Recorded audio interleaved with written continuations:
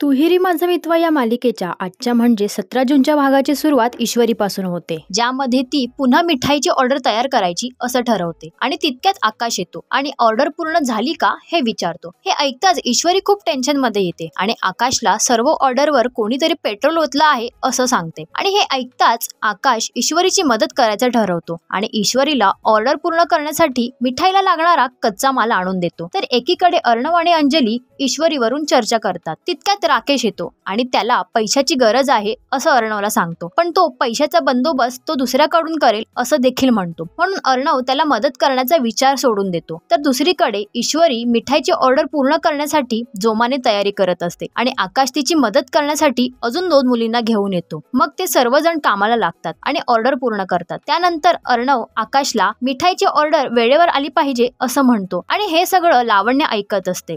तर एकीकडे ईश्वरी मिठाईची सगळी ऑर्डर पूर्ण करते आणि डिलिव्हरीसाठी नेते। तर उद्याच्या भागात लावण्या ईश्वरीची ऑर्डर वेळेवर न पोहोचावी यासाठी नेमकं काय करते हे पाहण्यासाठी आणि मालिकेच्या अशाच काही खास अपडेटसाठी इट्स मज्जा मराठी या YouTube चॅनलला लाईक आणि सबस्क्राईब करायला विसरू नका।